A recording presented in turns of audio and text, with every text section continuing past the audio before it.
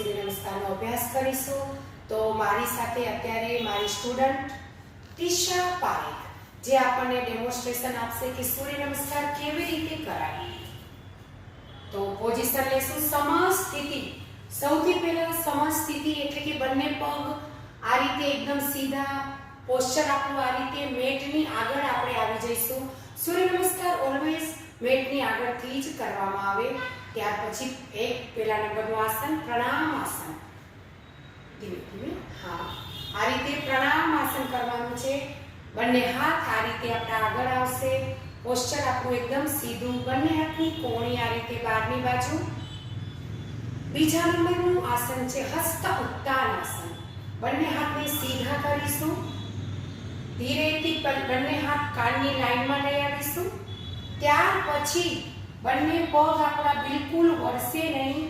ધીરેથી માથું અને હાથ પાછળ, ક્ષમતા અનુસાર આપણે પાછળ ઝૂકવાનું રહેશે, વધારે ઝૂકવાનું નથી. ત્યાર પછી પાદ હસ્તાસન, ત્રીજા નંબરનું આસન. પાદ હસ્તાસનમાં માથું અને હાથ એક લાઈનમાં, બંને પગ સીધા, કમરથી આપણે ઝૂકવાનું છે. ધીરે ધીરે આગળની તરફ ઝૂકતા જઈશું. શ્વાસ કાઢીને બંને પગ આપણા સીધા રહેશે. માથું અને ઘૂંટણ ટચ રહેશે.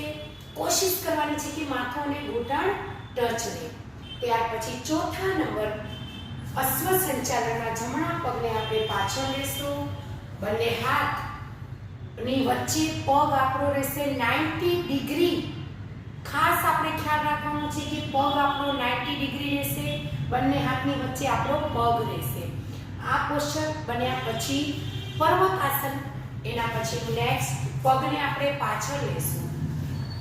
બંને પગને પાછળ લીધા, કમર એકદમ પીઠ સીધી, બંને પગની એડી જમીનને ટચ, પૂરેપૂરી જમીનને ટચ રહેવી જોઈએ. પગની પંજા, પગના પંજા આ રીતે ફ્લોરને ટચ રહેવા જોઈએ. એમાં ખાસ આપણે ખ્યાલ રાખીશું.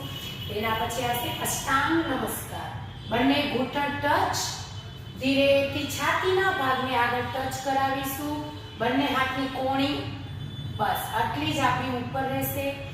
હિપ્સનો ભાગ ઉપર, બંને ઘૂંટણ ટચ, બંને પગના અંગૂઠા આંગળીઓ ટચ, છાતીનો ભાગ ટચ અને આપણી દાઢી એટલે કે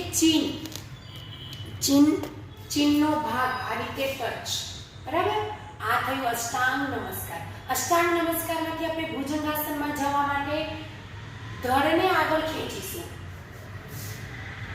આ રીતે ધડને આગળ લઈને બંને પગ પાછળ એકદમ સીધા થઈ જવા જોઈએ. બંને પગ પાછળથી પોસ્ચર આપણું આટલું રહેશે. હાથ આટલા આ રીતના વળેલા, પૂર્ણ ભુજંગાસન નથી લેવાનું. ધીરેથી પર્વતાસનમાં પાછા આપણે જઈશું. પાછળ મૂલ સ્થિતિ જે રીતે પગની એડી ટચ થઈ હતી, બંને પગ સીધા, સીધી આપણી કમર, સ્પાઇનલ કોર્ડ. ભુજંગાસનમાંથી જમણા પગને આપણે આગળ લેશું. પર્વતાસનમાંથી ત્યારે પાછો આપણે ખ્યાલ રાખીશું કે બંને હાથ અને પગ એક જ લાઈનમાં રહે. ત્યાર પછી નેક્સ્ટ બીજા પગને આપણે આગળ લેશું.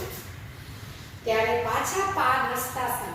પાદ હસ્તાસન કરવા માટે બંને પગ સીધા, માથું ઘૂંટણને ટચ. હવે નેક્સ્ટ ધીરેથી બંને હાથ હસ્ત ઉત્તાન આસનમાં, માથું અને કાન એક લાઈનમાં, માથું, કાન અને હાથ. યસ. પાછો ખ્યાલ રાખવાનો છે કે બંને પગ આપણા સીધા રહે, બિલકુલ વળશે નહીં. ક્ષમતા અનુસાર આપણે ઝૂકવાનો પ્રયાસ કરીશું.